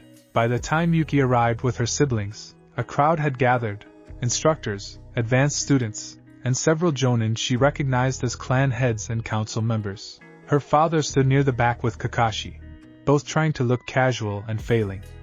Her mother was more obvious about her protective stance, positioned where she could intervene if needed. Yuki loved them for coming, even as their presence added pressure. Iruka waited in the center of the training ground, calm and professional. Yuki Uzumaki-kurama, thank you for agreeing to this evaluation. To be clear, this is not a test you can pass or fail. We simply need to understand your capabilities to provide appropriate training and ensure everyone's safety. I understand, Sensei. Yuki moved to the designated area, acutely aware of every eye on her. We'll start simple, Iruka continued. Basic chakra projection. Show us your natural output without enhancement or techniques. Simple. Right. Except nothing about her chakra was simple. Yuki closed her eyes and let out a breath, releasing the tight control she maintained constantly. Immediately, golden chakra burst from her body, forming a visible aura that made the air shimmer. She heard gasps from the crowd, felt several people step back instinctively. That's Jonin level output, someone muttered. And she's not even trying. More, Iruka called. Show us your maximum natural output. Yuki pushed further. The golden aura intensified, solidifying into a cloak of pure chakra that crackled with energy. The ground beneath her feet cracked from the pressure. Leaves scattered from nearby trees, blown back by the force of her presence. Comparable to a partial Jinchuriki transformation, she heard Kakashi observe clinically. But more stable. More controlled. Continue to manifestation, Iruka instructed. Let's see your transformation ability. Here was the moment of truth. Yuki focused, channeling the power that was both hers and her mother's legacy. The chakra cloak shifted, began to take shape. Fox ears materialized above her head, fully solid now rather than ghostly impressions. One tail formed behind her, then 2, then 3. Each tail was made of pure golden chakra, writhing with barely contained power. The crowd was absolutely silent now. Yuki opened her eyes, and knew they would be glowing gold, no trace of white or iris visible. She could feel the transformation settled over her like a second skin, amplifying her strength, her speed, her senses to supernatural levels. How many tails can you manifest? Iruka's voice was steady, but she could hear the underlying awe. I've managed 6, Yuki admitted. But I've never tried for more in a public setting. The chakra output becomes difficult to contain. Show us 6. Yuki hesitated, then complied. 3 more tails burst into existence, and the training ground shook.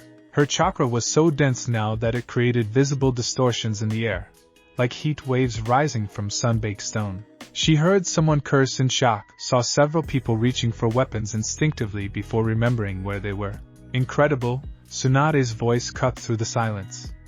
The legendary Sannin had appeared at some point, her expression a mixture of medical fascination and concern. That's close to a full-tailed beast transformation, but she's maintaining human consciousness. Her chakra control must be extraordinary. It has to be, Yuki said, her voice slightly distorted by the transformation. If I let go for even a moment, this much power could what? Tsunade prompted. Could hurt people. Yuki pulled the transformation back, withdrawing the tails one by one until she stood human again, only her slightly glowing eyes betraying her exertion. That's why I practice control constantly. That's why I'm afraid. The admission hung in the air. She'd said it in front of everyone, admitted her fear, her struggle, the constant effort required to contain what she was. Tsunade walked forward until she stood directly in front of Yuki. The older woman studied her face with eyes that had seen wars and miracles. You're afraid you'll hurt someone. That tells me more about your control than any demonstration could. Sensei, true monsters, Tsunade continued, don't worry about hurting people. They simply do it. You're not a monster, Yuki. You're a young woman with tremendous power learning to master it. That's what the academy is for. That's what training is for.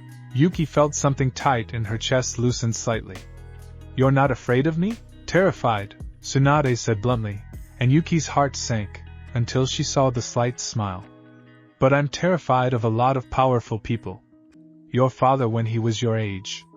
Your mother in any form. Kakashi when he's actually trying. Fear of power is healthy. It's whether we let that fear control us that matters. Irika stepped forward. Yuki, I'd like you to demonstrate one combat application. Choose any technique you're comfortable with, against the target.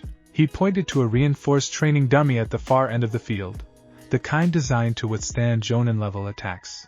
Yuki nodded. She took a breath, centered herself, and manifested her chakra cloak again, just one tail this time, keeping it controlled. She extended her right hand, and chakra coalesced around it, forming a massive claw that dwarfed her actual hand. Then she moved. To most observers, she simply disappeared. One moment standing still, the next appearing beside the training dummy with her chakra claw extended. The dummy exploded, not from impact but from the sheer density of chakra that tore through it. She stood amid the debris, breathing calmly, her chakra already withdrawing. Speed comparable to a Jonin using body flicker, Kakashi noted. Destructive force, considerable. And that was a restrained attack. Yes, Yuki confirmed, returning to the center of the field. The demonstration had taken less than 2 minutes, but she felt exhausted, not from the power use, but from the emotional weight of displaying herself so openly. Thank you, Yuki, Irika said. That was enlightening. Does anyone have questions? I have one. Hayashi Hyuga stepped forward, his Byakugan active and studying her intently. Your chakra network is unusual. I can see the pathways, but they're reinforced somehow, stronger than normal human architecture. Mom says it's an adaptation, Yuki explained. Normal human chakra systems can't handle tailed beast chakra long term. But I was born with it, so my body adapted. My pathways are more resilient, fascinating, and dangerous. Hayashi's tone wasn't unkind. If your siblings have similar adaptations, standard medical knowledge might not apply. Your mother should document this for our medical corps. Already working on it, Kurama called from her position. Sakura Haruno has been helping me catalog the physiological differences. It's extensive. More questions followed, about her sensory range, considerable, her chakra recovery rate, faster than normal, her physical enhancements, present even without active transformation, her emotional state during transformation, completely stable. Finally, Irika held up a hand. That's enough for today. Yuki, thank you for your cooperation and candor. You've given us valuable information for your training regimen. He addressed the crowd. What we've seen today is powerful, yes. But it's also controlled, focused, and wielded by someone clearly aware of their responsibility. I expect everyone here to remember that." The dismissal was clear. The crowd began to disperse, though many cast looks back at Yuki, some fearful, some awed, some simply curious. Kazuki and Boten reached her first, flanking her like protective bookends. "You did great," Kazuki said quietly. "You scared the shit out of half the jonin present," Boten added cheerfully. "It was awesome." "Language," Yuki said automatically, but she was smiling. Their parents approached, and Naruto pulled her into a tight hug. "I'm proud of you, sweetheart." "That took courage." "You were magnificent," Kurama added, her hand gentle on Yuki's head. "And you proved something important today. Not just that you have power, but that you have the strength to control it." Yuki leaned into her mother's touch, letting herself be comforted. "It's still scary, knowing what I could do if I lost control." "Then we make sure you never lose control," Naruto said firmly. "We'll train, we'll prepare, and we'll always be here for you." As her family surrounded her, Yuki felt the fear that had been her constant companion ease slightly. She wasn't alone in this. She would never be alone. That evening, as the family gathered for dinner, the conversation turned to abilities and manifestations. The demonstration had sparked discussions among all the children about their own powers and how they related to each other. "So Yuki has the most complete tailed beast traits," Reika observed, twirling noodles around her chopsticks. "What about the rest of us? We all got different combinations, right?" "Different fragments," Kurama confirmed. She'd been explaining this gradually, but now seemed ready to address it more comprehensively. "When I achieved human form, my power distributed differently in each of you. Yuki received the most concentrated inheritance, but you all carry pieces of what I am." "Like what?" Akino asked around a mouthful of food. Naruto took over. "Kazuki has enhanced physical abilities and sensory skills. Boten has the stamina and chakra recovery. Sakura has healing factors. Each of you manifested something different based on how my human traits and Kurama's tailed beast nature combined. The twins can merge their chakra," Kenji said, he and Kaido exchanging glances. "We've been practicing. When we combine our power, we can create effects neither of us can do alone. Reika constructs things from pure chakra," Kurama continued. "That's a diluted version of my ability to manifest physical form from energy. Akino's regeneration is similar to a Jinchuriki's healing, but internalized. Rika's fire affinity is enhanced by my chakra nature." "What about me?" Shinji asked, his tone carrying the perpetual edge of challenge. "I don't feel particularly special. You have enhanced reaction time and tactical awareness," Naruto said. "In combat situations, you process information faster than normal. It's subtle, but powerful." "So we're all different," Himari said thoughtfully. "Like pieces of a puzzle?" "More like variations on a theme," Kurama corrected gently. "Each of you is unique. Some lean more toward your father's human heritage, others more toward my tailed beast nature, but you're all perfect balances of both." "What happens as we get older?" Yuki asked. "Will our abilities change? Grow?" Kurama and Naruto exchanged glances. "We don't know," Kurama admitted. "You're all unprecedented. You might develop new abilities as you mature. Your current powers might strengthen or evolve. We're discovering this journey together." "That's kind of terrifying," Boten observed. "That's kind of exciting," Reika countered. "Both," Kazuki said decisively. "It's both." The conversation continued, children sharing observations about their own developing abilities. Ricky described how his flames were hotter than normal fire techniques. The twins demonstrated their chakra merging on a small scale, creating a shimmering barrier neither could form alone. Even little Hana showed off how she could make small objects float. Telekinesis, Kurama thought, another unexpected manifestation. Watching her family, Yuki felt the last of her anxiety from the demonstration fade. Yes, she was powerful. Yes, it was frightening, but she wasn't alone in being unusual, in carrying abilities that defied normal classification. They were fragments of the tailed beast, scattered across 20 lives. Each one unique, each one precious, each one proof that human and demon could create something beautiful. Later that night, Yuki stood on the mansion's roof, looking out over Konoha. The village was peaceful under the stars, lights twinkling in windows, life continuing its ordinary patterns. She manifested a single tail, letting it sway behind her, the golden chakra soft in the darkness. This was part of her. Not a curse or a burden, but an inheritance. A gift from a mother who had been feared and hated for so long, but who had found love and created life. You okay up here? Kazuki's voice came from behind her. Yeah, Yuki said, not turning around. Just thinking. About how lucky we are. To have what we have. To be what we are. She finally looked at her brother. Today was hard. But it was also freeing.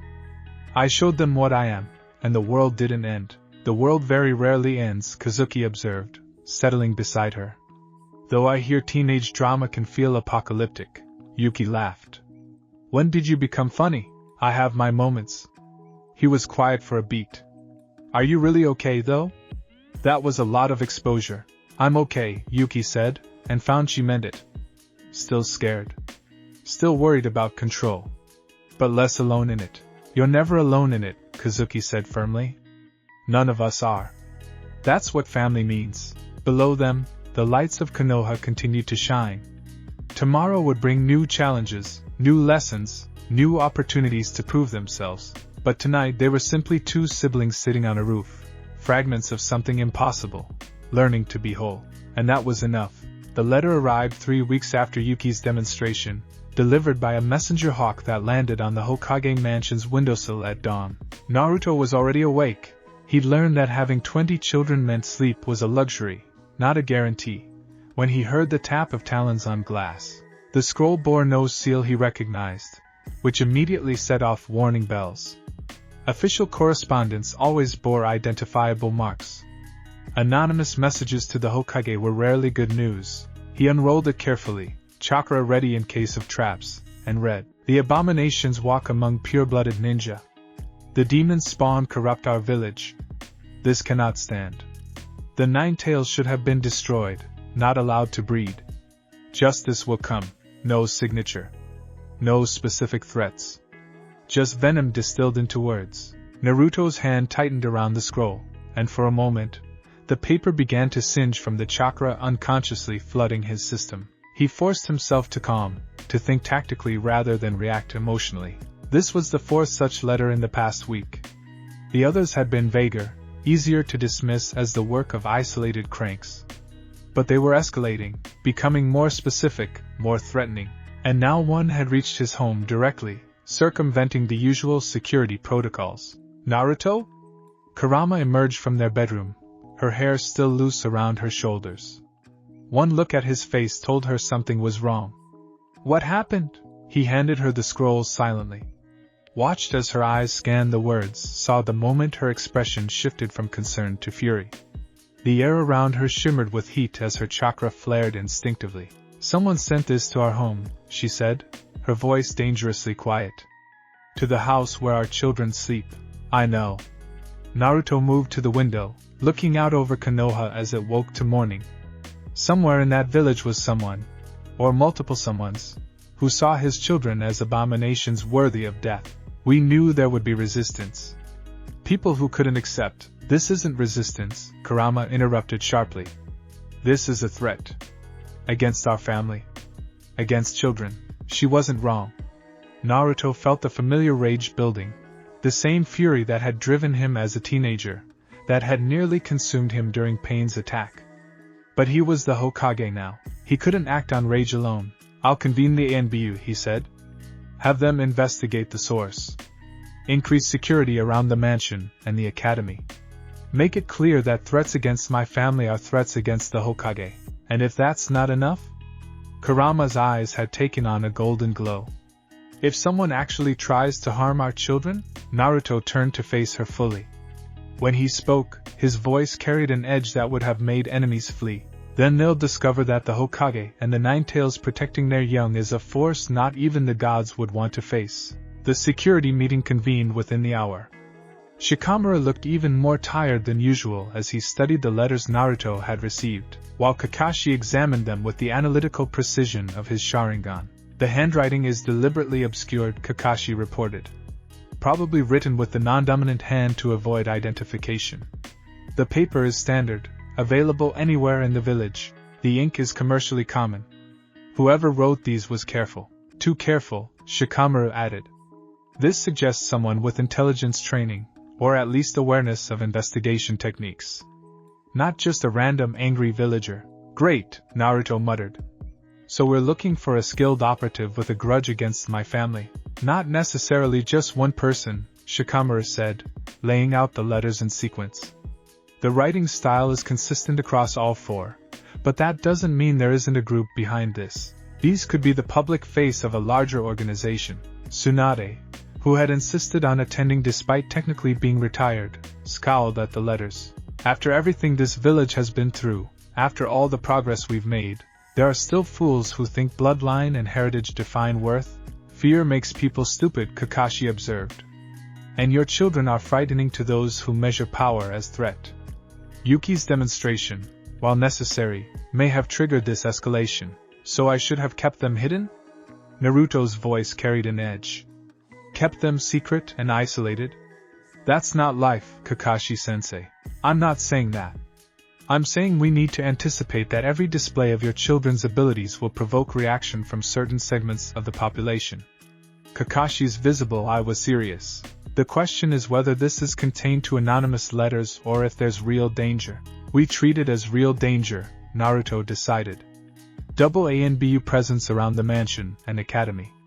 Discreet surveillance on my children during their daily routines. And I want these letters analyzed by the intelligence division. Someone knows something. Already assigned, Shikamaru confirmed. But Naruto, there's another issue we need to address. Word of your children's abilities is spreading beyond Konoha. We've received intelligence requests from Suna, inquiries from Kumo, and what amounts to surveillance reports from IWA. Surveillance reports? They've had operatives watching your children's public activities. Nothing aggressive yet, but they're gathering information. Shikamaru pulled out another scroll. Other villages are trying to determine if your children represent a threat or an opportunity. An opportunity? Kurama's voice was ice. You mean they're considering whether my children could be recruited? Or stolen? The silence that followed confirmed her suspicion. Not on my watch, Naruto said flatly. Send clear diplomatic messages to all villages. My children are Konoha Nin, under the Hokage's direct protection. Any action against them will be considered an act of war. That's aggressive, Tsunade observed. But not wrong. These children are unprecedented. Every village will want to know their capabilities, and some will want to acquire them. She looked at Naruto directly. You need to make it clear that the cost of trying would be catastrophic. Consider it done, Naruto said. Anything else? Yes, Shikamaru said reluctantly. The council wants another meeting about the children.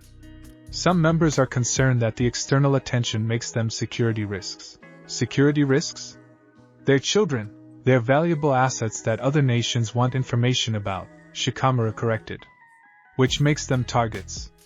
Which makes anyone around them potential collateral damage. The council isn't wrong to be concerned, Naruto. They're just expressing it badly. Naruto forced himself to breathe, to think past his immediate fury. Fine. Schedule the meeting, but make it clear that any suggestion of limiting my children's freedom or treating them as anything other than citizens will be met with absolute refusal. After the others left, Kakashi lingered. Naruto, a word? What is it, sensei? I understand your protective instincts. They're admirable. But you need to prepare your children for the reality that some people will always see them as threats, no matter what they do. Kakashi's tone was gentle but firm. The question isn't whether that's fair. It isn't. The question is how you help them navigate that reality. By standing between them and anyone who would harm them. You can't always be there. They're growing up, taking missions eventually, living their own lives. You need to give them tools to protect themselves, not just protection. Naruto knew Kakashi was right, but the knowing didn't make it easier. How do I tell them that people hate them for existing? How do I explain that some of the village we're asking them to protect sees them as monsters? The same way people explained it to you, Kakashi said quietly. With honesty, love, and the assurance that those people are wrong. That afternoon, Naruto and Kurama gathered their older children, the ones old enough to understand complex threats, in the mansion's private meeting room. Kazuki, Boten, Yuki, Reika, Sakura, and Shinji sat around the table, their expressions shifting from curious to concerned as they sensed the seriousness of the summons. "We need to talk about security," Naruto began without preamble. "Specifically, threats to this family?" He explained about the letters, watching their faces carefully. Kazuki's expression hardened into something grimly determined. Botan's usual cheerfulness evaporated into cold calculation. Yuki went very still, the way she did when fighting for control. Reika's hands clenched into fists. Sakura looked scared but resolute. And Shinji's face showed anger, but also something that looked like vindication. "So we were right," Shinji said. "They do hate us." "Some people do," Kurama confirmed. "Not everyone. Not even most people. But enough that we need to be careful." "Careful how?" Kazuki asked. "What are the new security protocols?" Naruto outlined the increased ANBU presence, the surveillance, the restrictions on traveling alone. With each point, he saw his children's expressions shift, understanding, acceptance, but also resentment of the necessity. "We're prisoners," Shinji said flatly. "They've made us prisoners in our own village." "You're protected," Naruto corrected. "There's a difference." "Is there?" Shinji's voice rose. "We can't go anywhere alone. We have ANBU watching us constantly. We're different, so we get treated differently." "Sounds like prison to me." "Shinji," Kurama began, but he cut her off. "No! You wanted us to integrate, to be normal, to show the village we're not threats. But it doesn't matter what we do, does it? We'll always be the Nine-Tails spawn. We'll always be abominations." The word hung in the air, the same word from the letters. "You're not abominations," Naruto said firmly. "You're my children. And anyone who says otherwise is wrong." "But they still say it," Yuki spoke up quietly. "And we still have to live with that." The truth of her words settled over the room like a heavy blanket. "Yes," Kurama said finally. "They do say it. And yes, you have to live with it. But that doesn't make it true. That doesn't define you." "Mom, you were feared and hated for centuries," Shinji pointed out. "Did being told it wasn't true help?" Kurama flinched, and Naruto felt a surge of protective anger. But Shinji's question, harsh as it was, deserved an honest answer. "No," Kurama admitted. "It didn't help. People feared me, called me demon and monster, and telling myself they were wrong didn't make the isolation and hatred hurt less." She looked at each of her children in turn. "But you know what did help? Finding people who saw past the fear. Making connections with those brave enough to look beyond what I was to who I was. Your father did that for me. And there are people in this village who will do that for you." "Some of them already have," Reika interjected. "My friends at the academy don't treat me like a monster. They treat me like me." "Same," Botan agreed. "Most of my classmates are curious, not hostile. It's a minority that's the problem. A dangerous minority," Kazuki said. "These letters aren't just words, Dad. Someone took the time to threaten us specifically. They know where we live. They might know our routines, which is why we're taking precautions," Naruto said. "The ANBU will be discreet." "They're already discreet," Yuki interrupted. "I've been sensing them for a week. 3 permanent watchers on rotation, plus 4 more during academy hours." Naruto blinked. He thought the surveillance was subtle enough that the children wouldn't notice. He should have known better, especially with Yuki's sensory abilities. "You knew and didn't say anything?"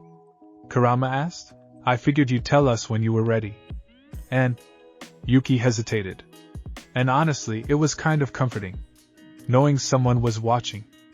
After the demonstration, I've been nervous about being exposed." "You shouldn't have to feel that way," Sakura said softly. "You shouldn't have to be grateful for surveillance because you're scared someone will attack you." "No, she shouldn't," Naruto agreed. "None of you should.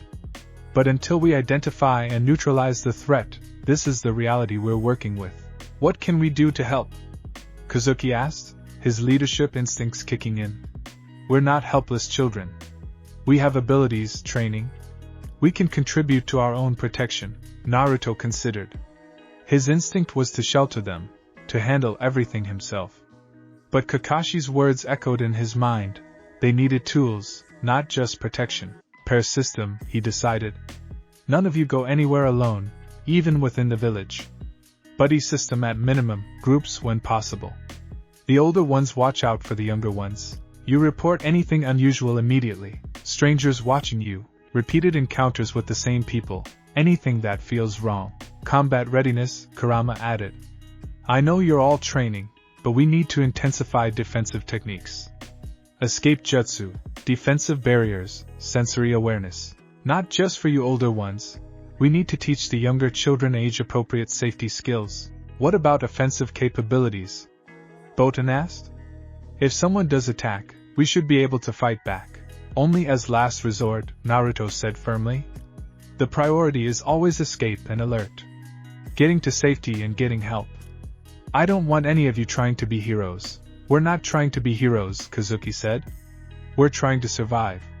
And if someone attacks us, we should be able to defend ourselves effectively. The cold pragmatism in his son's voice struck Naruto hard. Kazuki was 16, the same age Naruto had been during the war. Old enough to fight, kill, die for his village. But Naruto had wanted better for his children. You're right, he admitted. Self-defense is important. But promise me you'll prioritize escape over engagement. Promise me you won't take unnecessary risks. We promise, Kazuki said, and the others echoed the commitment. The council meeting that evening was every bit as frustrating as Naruto had anticipated. Hamura and Kohara led the charge, arguing that the children represented unacceptable security risks, and should be confined to the mansion until the threats were resolved. Their children, Naruto repeated for the third time. Konoha citizens. I will not imprison them because some cowards sent anonymous threats. Those threats are credible, Hamura insisted. And the external intelligence indicates other villages are taking interest in your children's capabilities. They're targets. So we teach them to protect themselves, Tsunade interjected. We don't punish them for being who they are.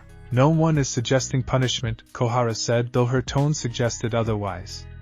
We're suggesting protective custody. That's the same thing. Naruto slammed his hand on the table. You want to lock them away, isolate them, treat them like dangerous assets instead of people. Lord Hokage, Hayashihira spoke up, his tone measured. I understand your frustration, but consider, if something happens to one of your children, the emotional fallout aside, the political ramifications would be severe. If another village successfully kidnaps or harms one of them, it could be seen as Konoha's weakness.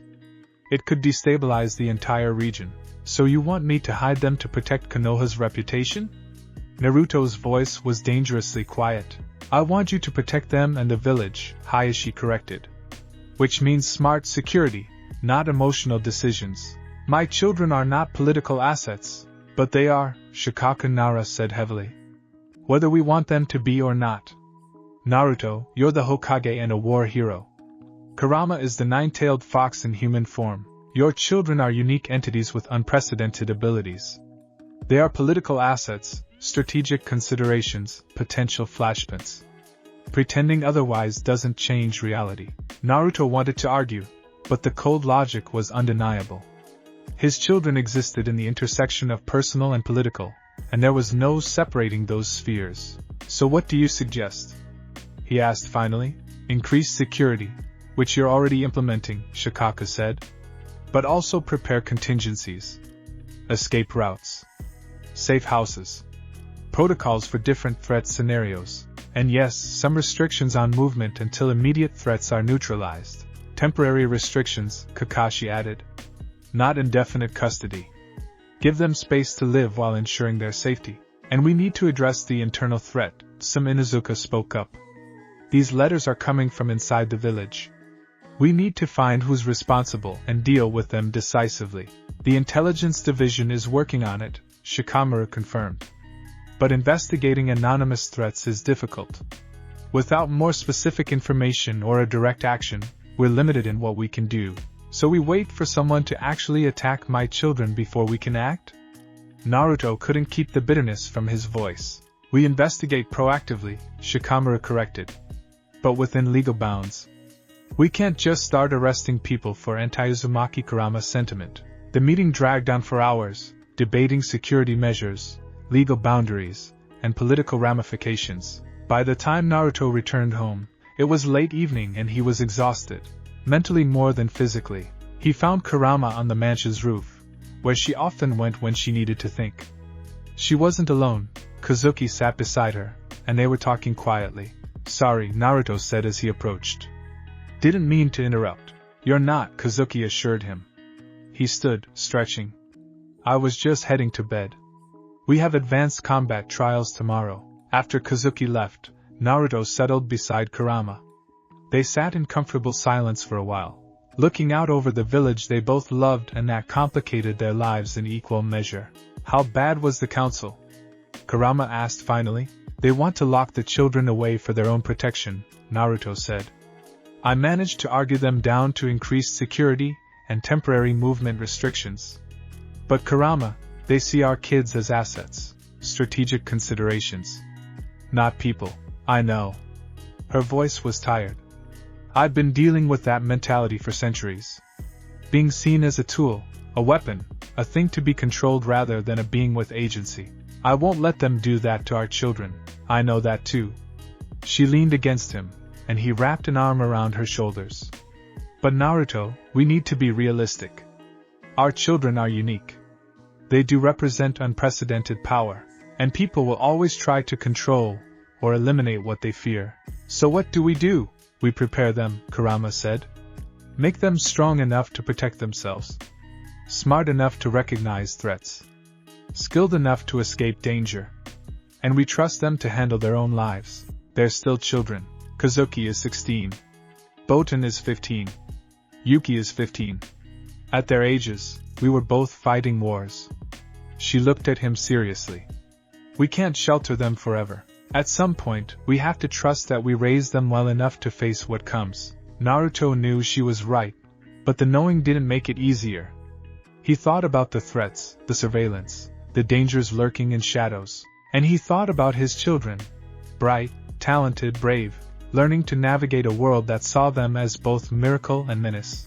When did parenting become so complicated? He muttered. Kurama laughed, the sound warm and genuine.